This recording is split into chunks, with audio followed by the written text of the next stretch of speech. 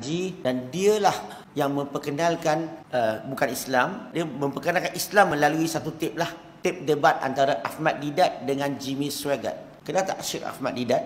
Tokoh perbandingan agama Islam Kristian yang bagi saya yang paling hebat di dunia mengikut zaman berdasarkan zaman elektronik. Dan dia berdebat dengan Jimmy Swaggart, pastor Protestan yang paling hebat dalam tahun 80-an. Mereka berdebat di Amerika. Tajuknya Is the Bible God's Words. Saya pergi rumah dia, kita tonton sama-sama. Memang goyang akidah saya selepas tonton tip tu. Sebab Ahmad Deedat, dia tak berhenti kata Bible bukan kalam Allah. Dan dia bagi bukti. Dia kata Bible bukan kalam Allah sebab Bible terlalu banyak versi, sentiasa berlaku perubahan. Dia kata Bible bukan kalam Allah sebab Bible ni banyak cerita mengarut. Bible bukan kalam Allah sebab banyak cerita bercanggah, contradiction.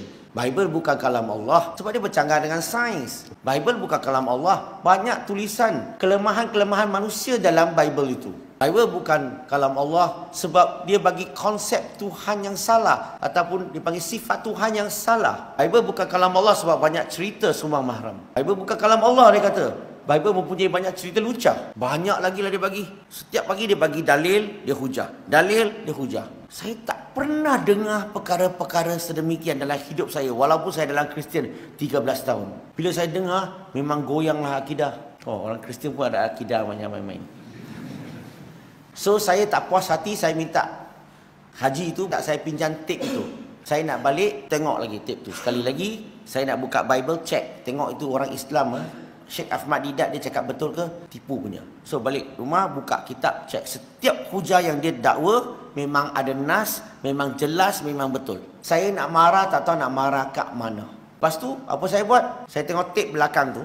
Wow, ada 89 tajuk, debat, lecture, dialog. So saya pun belilah tape semua tu. Setiap tape, satu debat sekurang-kurangnya 2 atau 3 tape. Satu tape ni biasanya harga 35 hingga 48 ringgit.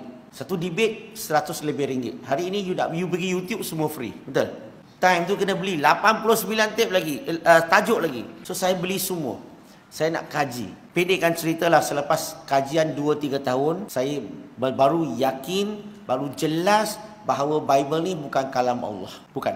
Tetapi Bible ni mengandungi 1 atau 2% kata-kata Allah. Can you understand this? When I say Bible as a whole is not the words of God, but Bible do contains the words of God, 1 or 2%. So daripada kajian saya bagi sedikit apa yang saya jumpa lah. Mungkin kamu semua pernah dengar. Saya give a little bit. Yang buat saya susah nak terima adalah konsep Tuhan mereka. Contoh kalau kita baca Bible, Genesis chapter number 2, verse number 2 and 3.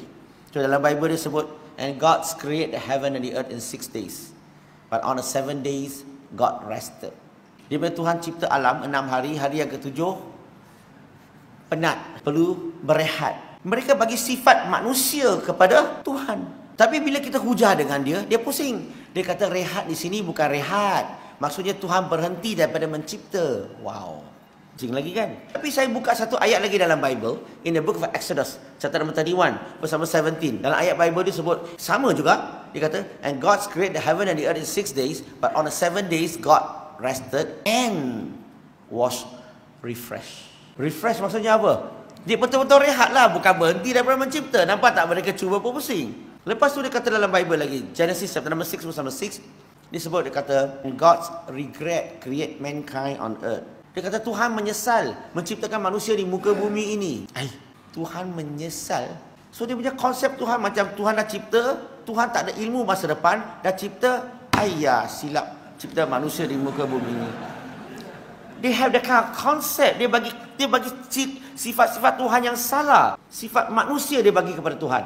Dalam Genesis chapter 32, satu lagi, Tuhan dia datang ke bumi, turun ke bumi, bergusti dengan Nabi Yakub alaihissalam. Kenal tak Yakub alaihissalam? Yakub orang putih panggil apa? Jacob. Tambah cream crackers. So Tuhan bergusti dengan Yakub alaihissalam dan Tuhan kena kunci. Biasa belajar silat tak? Kunci kan? Akhirnya bila Yakub alaihissalam, dia menang tau. Dan diberikan nama Israel. Apa maksud Israel? Israel, azan ke? Kita bagi lalu azan dulu. Israel tu. So, Tuhan bergusti. Akhirnya, Nabi Yakub alaihissalam dapat gelaran Israel. Apa maksud Israel? Hamba Allah. Maksudnya Abdullah. Kamu semua ni Israel. Betulkah? Kita semua ni Israel, Allah lah maksudnya. Okey. So bila mereka bagi sifat-sifat Tuhan macam ni, susah nak terima. Saya bagi satu contoh lagi lah. Kelemahan manusia dalam tulisan, dalam kitab tu. Kelemahan manusia, can you imagine? Human error is in the Bible. Contohnya kalau kita baca Genesis chapter number 21, verse number 14, 15, 16, 17, ayat dalam kitab Bible tu, menceritakan tentang Ibrahim alaihissalam. Pada usianya 86 tahun, isteri keduanya Hajar melahirkan seorang putera bagi dia, namanya Ismail alaihissalam.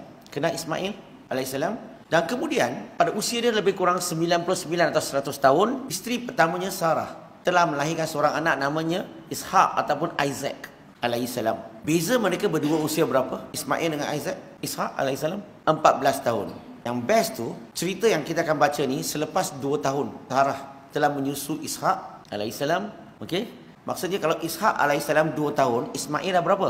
16. So pagi itu, ikut ayat Bible tu, Ibrahim alaihissalam halau isteri keduanya dengan anaknya Hajar dengan Ismail alaihissalam, dan bagi dia makanan dan sebotol air, dan letak budak tu di atas bahu ibunya dan jalan di padang pasir. Ngarang tu dah lupa, dia ingatkan Ismail alaihissalam 2 tahun. Dia sudah 16 tahun dah. Mana ada orang ibu dokong anak dia letak bahunya 16 tahun jalan di padang pasir. Dan kalau kita baca lagi, ayat itu sebut apa? So bila makanan minuman dah habis, Hajar letak budak tu di bawah pokok, sebab dia tak sanggup nak lihat budak tu mati. Maksudnya dia memang baby lagi, tak tahu 1-2 tahun lagi, budak kecil lagi. Tapi dia, pengarang yang tulis tu lupa. Padahal pada masa itu Ismail alaihissalam sudah 16 tahun. Ini dipanggil kelemahan, kesalahan manusia dalam kitabnya. Banyak lagi ada. Ini kan cerita selepas dah kaji, memang saya tak bolehlah kekal dalam agama Kristian. Saya tak nafikan orang Kristian beramai yang baik-baik. Tapi kepercayaan kitab dia bukan kalam Allah. Saya terpaksa tinggalkan. Akhirnya saya mula buat kajian tentang Islam. Sebab agama lain majoritinya sembah berhala, saya tak boleh terima. Kristian yang saya rasa terbaik pun tak betul. Dan saya buat kajian Islam sebab saya lihat Ahmad Didat punya pendekatan tu yang sangat-sangat meyakinkan. Yang sangat-sangat bagi banyak semangat kepada saya nak buat kajian. Akhirnya saya mengkaji Islam.